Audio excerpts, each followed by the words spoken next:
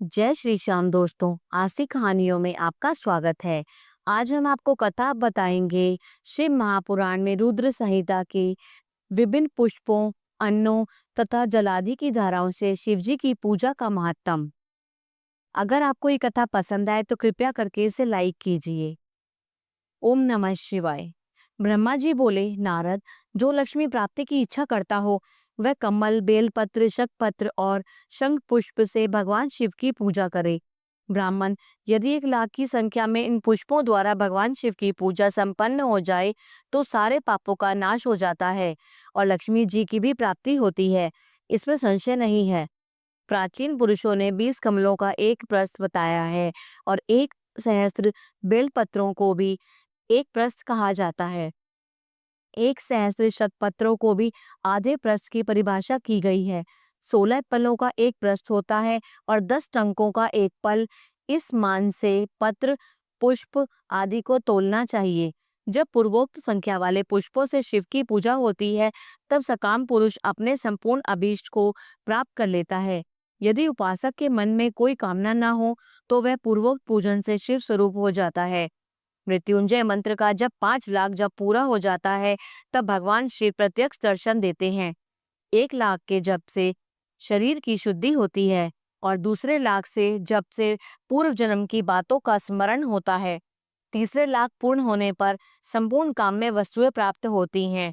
चौथे लाख के जप से स्वप्न में भगवान शिव का दर्शन होता है और 5वें लाख का जप जो ही पूरा होता है भगवान शिव उपासक के सम्मुख तत्काल प्रकट हो जाते हैं। इसी मंत्र का 10 लाख जप हो जाए तो संपूर्ण फल की प्राप्ति और सिद्धि हो जाती है।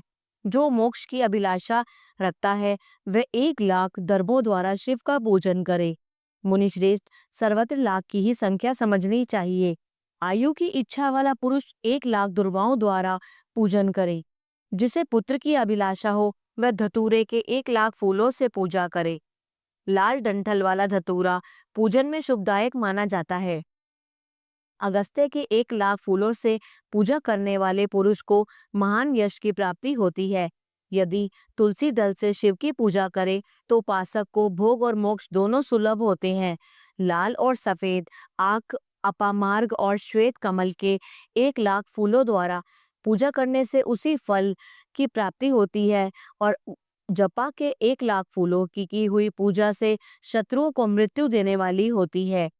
करवीर के 1 लाख फूल यदि शिव पूजन के उपयोग में लाए जाएं तो यह रोगों का उच्चाटन करने वाले होते हैं। बंदूक यानी दोपहरिया के फूलों का पूजन करने से आभूषण की प्राप्ति होती है। चमेली से शिव की पूजा करके मनुष्य वाहनों को उपलब्ध करता है, इसमें संशय नहीं है।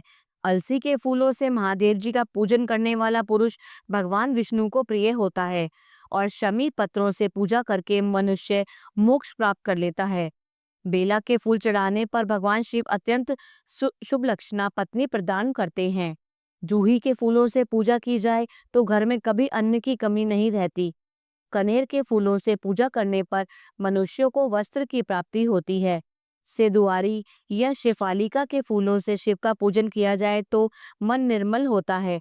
1 लाख बेल पत्र चढ़ाने पर मनुष्य अपनी सारी काम्य वस्तुएं प्राप्त कर लेता है। हर श्रृंगार के फूलों से पूजा करने पर सुख संपत्ति की वृद्धि होती है। वर्तमान ऋतु में पैदा होने वाले फूल यदि शिव की सेवा में समर्पित किए जाएं तो वे मोक्ष देने वाले होते हैं, इसमें संशय नहीं है। राई के फूल शत्रुओं को मृत्यु प्रदान करने वाले होते हैं।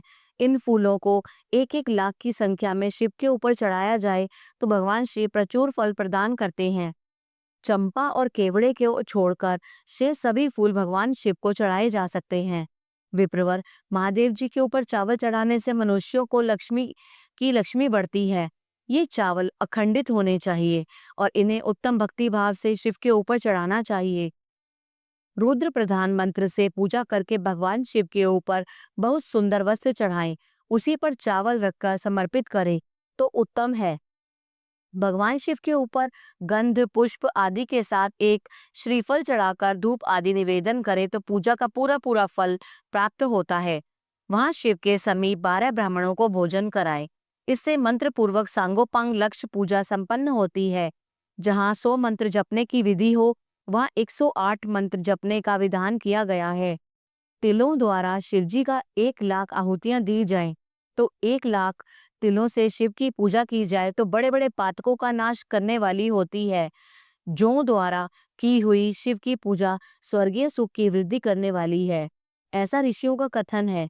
गेहूं के बने हुए पकवान से की हुई शंकर जी की पूजा निश्चय ही बहुत उत्तम मानी गई है।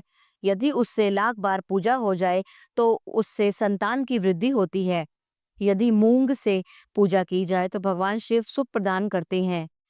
प्रियंगु यानी कंगनी द्वारा सर्वाध्यक्ष परमात्मा शिव का पूजन करने मात्र से उपासक के धर्म, अर्थ और काम भोग की वृद्धि होती है तथा वह पूजा समस्त सुखों को देने वाली होती है। अरहर के पत्तों से श्रृंगार करके भगवान शिव की पूजा करें। यह पूजा नाना प्रकार के सुखों और संपूर्ण फलों को देने वाली है। मुनिश्रेष्ठ, अब फूलों की लक्ष्य संख्या का तोल बताया जा रहा है, प्रसन्नता पूर्वक सुनो। सूक्ष्म मान का प्रदर्शन करने वाले व्यास जी ने एक प्रस्थ शंख पुष्प को 1 लाख बताया है, और 11 प्रस्थ चमेली के फूल हों तो वही 1 लाख फूलों का मान कहा गया है। जूही के 1 लाख फूलों का भी वही मान है, और राई के 1 लाख फूलों का भी मान 5.5 प्रस्थ है। उपासक को चाहिए कि वह निष्काम होकर मोक्ष के लिए भगवान शिव की पूजा करे। भक्ति भाव से विधि पूर्वक शिव की पूजा करके भक्तों को पीछे जलधारा समर्पित करनी चाहिए। ज्वर में जो मनुष्य प्रलाप करने लगता है, उसकी शांति के लिए जलधारा शुभ कारक बताई गई है। शतरुद्रीय मंत्र से, रुद्री के 11 पाठों से, रुद्र मंत्र के जप से, पुरुष सूक्त से, 6 ऋचा वाले रुद्र सूक्त से, महामृत्युंजय मंत्र से, गायत्री मंत्र से अथवा शिव के शास्त्रोक्त नामों के आदि में प्रणव और अंत में नमः पद जोड़कर बने हुए मंत्रों का जलधारा आदि अर्पित करनी चाहिए। सुख और संतान की वृद्धि के लिए जलधारा द्वारा पूजन उत्तम बताया गया है। उत्तम भस्म धारण करके उपासक को प्रेम पूर्वक नाना प्रकार के शुभ एवं दिव्य द्रव्यों द्वारा शिव की पूजा करनी चाहिए और शिव पर उनके सहस्त्र नाम मंत्रों से घी की धारा चढ़ानी चाहिए। ऐसा करने पर वंश का विस्तार होता है। इसमें संशय नहीं कि इस प्रकार यदि 10,000 मंत्रों द्वारा शिवजी की पूजा की जाए तो प्रमेह रोग की शांति होती है और उपासक को मनोवांछित फल की प्राप्ति हो जाती है। यदि कोई नपुंसकता को प्राप्त हो तो वह घी से शिवजी की भली भांति पूजा करे तथा ब्राह्मणों को भोजन कराए। साथ ही उसके लिए मुनीश्वरों ने प्रजापात्य व्रत का भी विधान किया है। यदि बुद्धि जड़ हो जाए तो उस अवस्था में पूजक को केवल शर्करा मिश्रित दूध की धारा चढ़ानी चाहिए। ऐसा करने पर उसे बृहस्पति के समान उत्तम बुद्धि प्राप्त हो जाती है। जब तक 10,000 मंत्रों का जप पूरा न हो जाए तब तक पूर्वोक्त तुक धारा भगवान शिव का उत्कृष्ट पूजन चालू रखना चाहिए। जब तन मन में अकारण ही उच्चाटन होने लगे, जी उचट जाए, कहीं भी प्रेम ना रहे, दुख बढ़ जाए और अपने घर में सदा कलह रहने लगे, तब पूर्वोक्त रूप से दूध की धारा चढ़ाने से सारा दुख नष्ट हो जाता है।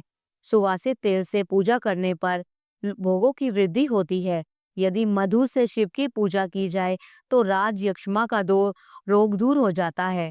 यदि शिव पर ईख यानी गन्ने का रस की धारा चढ़ाई जाए तो वह भी संपूर्ण आनंद की प्राप्ति कराने वाली होती है। गंगा जल की धारा तो भोग और मोक्ष दोनों फलों को देने वाली है।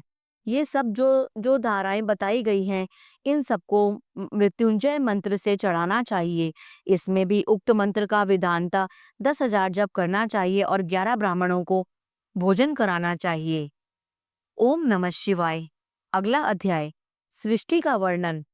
तदनंतर नारद जी के पूछने पर ब्रह्मा जी बोले, मुने, हमें पूर्वोक्त आदेश देकर जब महादेव जी अंतर्ध्यान हो गए तब मैं उनकी आज्ञा का पालन करने के लिए ध्यान मग्न हो कर्तव्य का विचार करने लगा।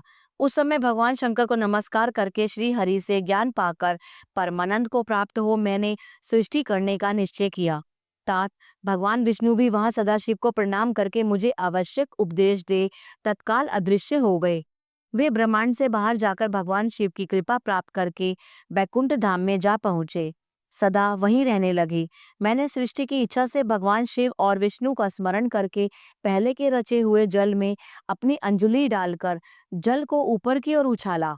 इससे वहां एक अंड प्रकट हुआ जो 24 तत्वों का समूह कहा जाता है। विप्रवर, वह विराट आकार वाला अंड जड़ रूप ही था। उसमें चेतनता ना देखकर मुझे बड़ा संशय हुआ और मैं अत्यंत कठोर तप करने लगा। 12 वर्षों तक भगवान विष्णु के चिंतन में लगा रहा। तात वह समय पूर्ण होने पर भगवान श्री हरि स्वयं प्रकट हुए और बड़े प्रेम से मेरे अंगों का स्पर्श करते हुए मुझसे प्रसन्नता पूर्वक बोले। श्री विष्णु ने कहा, ब्राह्मण, तुम वर मांगो, मैं प्रसन्न हूँ। मुझे तुम्हारे लिए कुछ भी अदेय नहीं है। भगवान शिव की कृपा से मैं सब कुछ देने में समर्थ हूँ। तो ब्रह्मा बोले, महाभाग, आपने जो मुझ पर कृपा की है वह सर्वथा उचित ही है, क्योंकि भगवान शंकर ने मुझे आपके हाथों में सौंप दिया है। विष्णु, आपको नमस्कार है। आज मैं आपसे जो कुछ मांगता हूँ उसे दीजिए। प्रभु, ये विराट रूप 24 तत्वों से बना हुआ अंड किसी तरह चेतन नहीं हो रहा है, जड़ी भूत दिखाई देता है। हरे, इस समय भगवान शिव की कृपा से आप यहाँ प्रकट हुए हैं, अतः शंकर की सृष्टि शक्ति या विभूति से प्राप्त हुए इस अंड में चेतना लाइए। मेरे ऐसा कहने पर शिव की आज्ञा में तत्पर रहने वाले महाविष्णु ने अनंत रूप का आश्रय ले उस अंड में प्रवेश किया। उस समय उन परम पुरुष के सहस्रों मस्तक, सहस्रों नेत्र और सहस्रों पैर थे। उन्होंने भूमि को सब ओर से घेर कर उसको अंड को व्याप्त कर लिया और मेरे द्वारा भली भांति स्तुति की जाने पर जब विष्णु ने उस अंड में प्रवेश किया तब वह 24 तत्वों का विकार रूप अंड सचेतन हो गया। पाताल से लेकर सत्यलोक तक की अवधि वाले उस अंड के रूप में वहां साक्षात श्री हरि को विराजने लगे। उस विराट अंड में व्यापक होने से प्रभु वैराज पुरुष कहलाए। पंचमुख महादेव ने केवल अपने रहने के लिए सुरम्य कैलाश नगर का निर्माण किया, जो सब लोगों के ऊपर सुशोभित होता है। देवर्षि, संपूर्ण ब्रह्मांड का नाश हो जाने पर भी बैकुंठ और कैलाश, इन दो धामों को का कभी नाश नहीं होता। मुनिश्रेष्ठ, मैं सत्यलोक का आश्रय लेकर कहता रहता हूँ। तात, महादेव जी की आज्ञा से ही मुझ में सृष्टि रचने की इच्छा उत्पन्न हुई। बेटा, जब मैं सृष्टि की इच्छा से चिंतन करने लगा तब उस समय पहले मुझ में अनजान में ही पाप पूर्ण तमोगुणी सृष्टि का प्रादुर्भाव हुआ, जिसे अविद्या पंचक कहते हैं। तदनंतर प्रसन्नचित होकर शंभु की आज्ञा से मैं पुनः अनासक्त भाव से सृष्टि का चिंतन करने लगा। उस समय मेरे द्वारा स्थावर संज्ञक वृक्ष आदि की सृष्टि हुई, जिसे मुख्य सर्ग कहते हैं। उसे देखकर वह अपने लिए पुरुषार्थ का साधक नहीं, यह जानकर सृष्टि की इच्छा वाले मुझ ब्रह्मा से दूसरे सर्ग का प्रकट हुआ, जो दुख से भरा हुआ है। उसका नाम है तिर्यक स्त्रोता। वह सर्ग भी पुरुषार्थ का साधक नहीं था। उसे भी पुरुषार्थ साधन की शक्ति से रहित जान जब मैं पुनः सृष्टि का चिंतन करने लगा तब मुझसे शीघ्र ही तीसरे सात्विक सर्ग का प्रादुर्भाव हुआ, जिसे ऊर्ध्व स्त्रोता कहते हैं। यह देवसर के नाम से विख्यात हुआ। देवसर सत्यवादी तथा अत्यंत सुखदायक है। उसे भी पुरुषार्थ साधन की रुचि एवं अधिकार से रहित मानकर मैंने अन्य सर के लिए अपने स्वामी श्री शिव का चिंतन आरंभ किया। तब भगवान शंकर की आज्ञा से एक रजोगुणी सृष्टि का प्रादुर्भाव हुआ, जिसे अर्वाक सोत्रा कहा जाता है। इस सर्ग के प्राणी मनुष्य जो पुरुषार्थ साधन के उच्च अधिकारी हैं। तदनंतर महादेव जी की आज्ञा से भूत आदि की सृष्टि हुई। इस प्रकार मैंने 5 तरह की व्याकृत सृष्टि का वर्णन किया। इनके सिवा 3 प्राकृतिक सर्ग भी कहे गए हैं, जो मुझ ब्रह्मा के सानिध्य से प्रकृति से ही प्रकट हुए हैं। इनमें पहला महतत्व सर्ग है, दूसरा सूक्ष्म भूतों अर्थात तन मात्राओं का सर्ग है, तीसरा वैकारिक सर्ग कहलाता है। इस तरह ये 3 प्राकृत सर्ग हैं। प्राकृत, वैकृत और प्रकार के सर्गों को मिलाने से 8 सर्ग होते हैं। इनके सिवा 9वां कुमार सर्ग है, जो प्राकृत और वैकृत भी है। इन सबके अवान्तर भेद का मैं वर्णन नहीं कर सकता, क्योंकि उसका उपयोग बहुत थोड़ा है। अद्विजात्मक सर्ग का प्रतिपादन करता हूँ। इसी का दूसरा नाम कुमार सर्ग है, जिसमें सनक, सनंदन आदि कुमारों की महत्वपूर्ण सृष्टि हुई।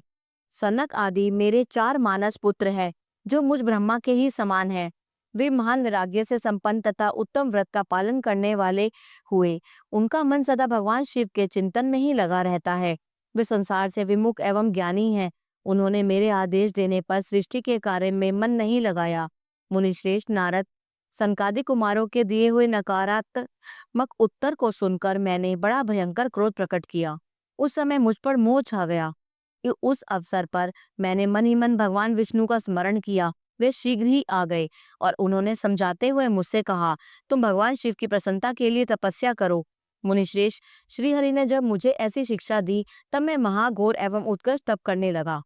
सृष्टि के लिए तपस्या करते हुए मेरी दोनों बाहों और नासिका के मध्य भाग से उनका अपना ही अविमुक्त नामक स्थान है।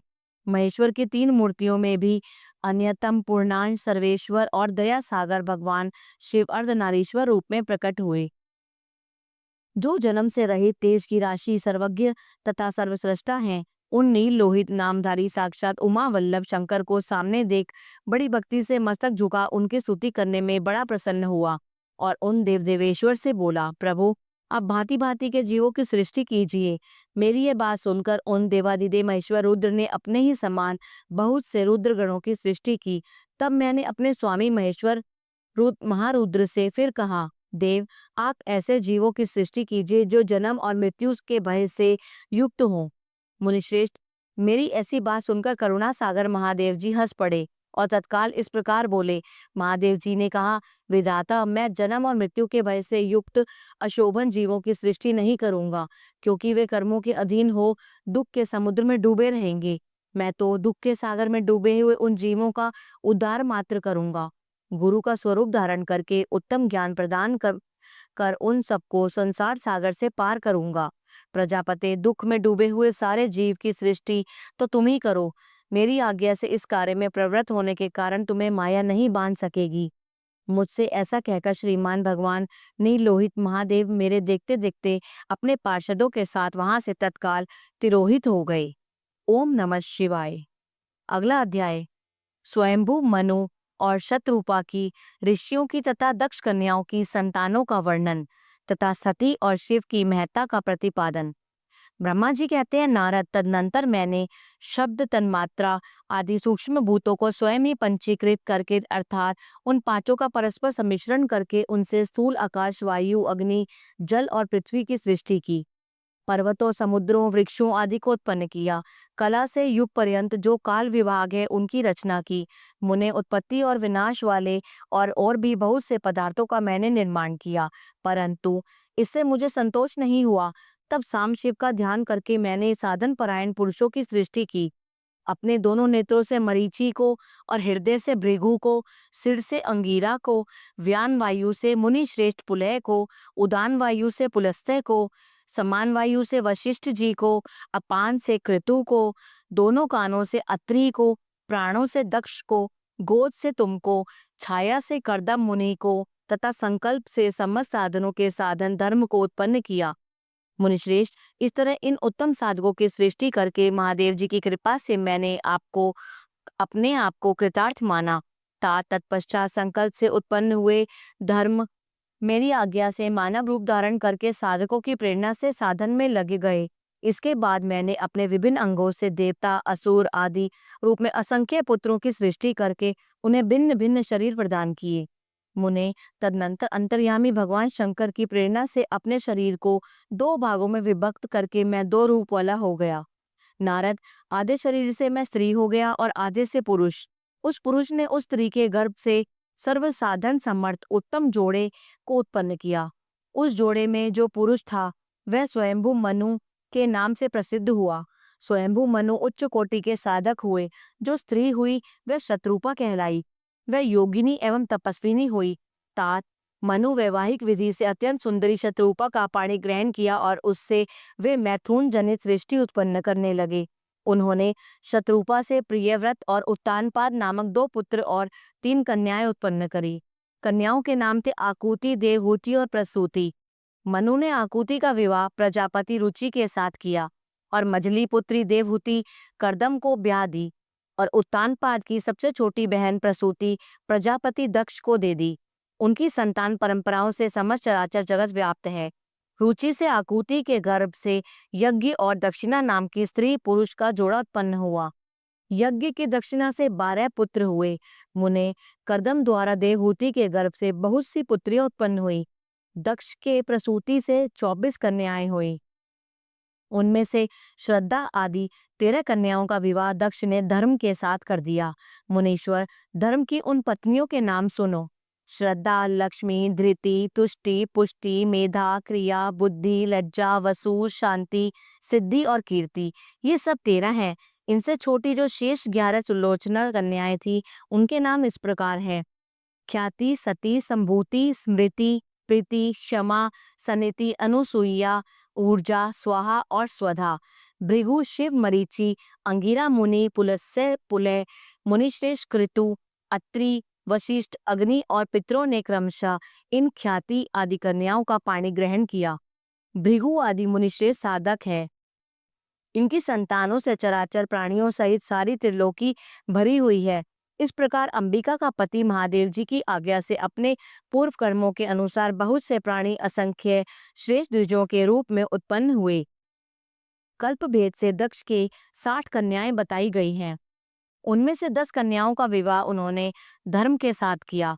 27 कन्याएं जो थी वो चंद्रमा को ब्याह दी और विधि पूर्वक 13 कन्याओं के हाथ दक्ष ने कश्यप के हाथ में दे दिए।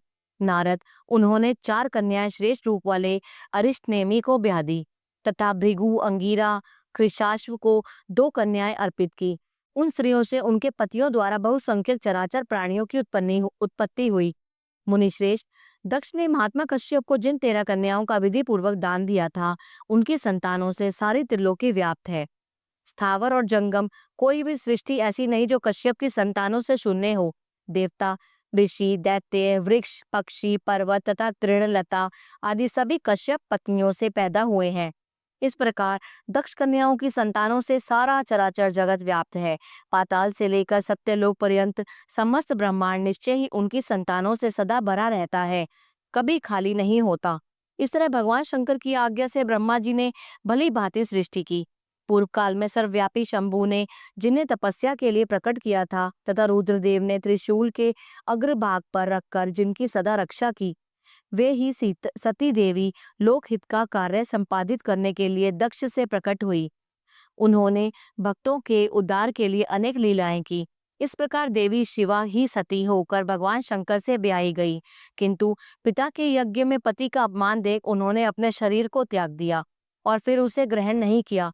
वे अपने परम पद को प्राप्त हो गई। फिर देवताओं की प्रार्थना से वे ही शिवा पार्वती रूप में प्रकट हुई और बड़ी भारी तपस्या करके पुनः भगवान शिव को उन्होंने प्राप्त कर लिया। मुनीश्वर, इस जगत में अनेक नाम अनेक प्रसिद्ध हैं। उनके कालिका, चंडिका, भद्रा, चामुंडा, विजया, जया, जयंती, भद्रकाली, दुर्गा, भगवती, कामाख्या, कामदा, अम्बा, मृडानी और सर्वमंगला आदि अनेक नाम हैं जो भोग और मोक्ष देने वाले हैं। ये सभी नाम उनके गुण और कर्मों के अनुसार हैं। मुनिश्रेष्ठ नारद, इस प्रकार मैंने सृष्टि क्रम का तुमसे वर्णन किया है। ब्रह्मांड का ये सारा भाग भगवान शिव की आज्ञा से मेरे द्वारा रचा गया है। भगवान शिव को परम ब्रह्म परमात्मा कहा गया है। मैं, विष्णु तथा रुद्र ये तीनों देवता गुण भेद से उन्हीं के रूप बतलाए गए हैं। वे मनोरम शिवलोक में शिवा के साथ स्वच्छंद विहार करते हैं। भगवान शिव स्वतंत्र परमात्मा है, निर्गुण और सगुण भी है। ओम नमः शिवाय। आगे का भाग अगले अंक में। अगर आपको ये कथा पसंद आई तो कृपया करके इसे लाइक कीजिए और शेयर कीजिए। जय श्री श्याम।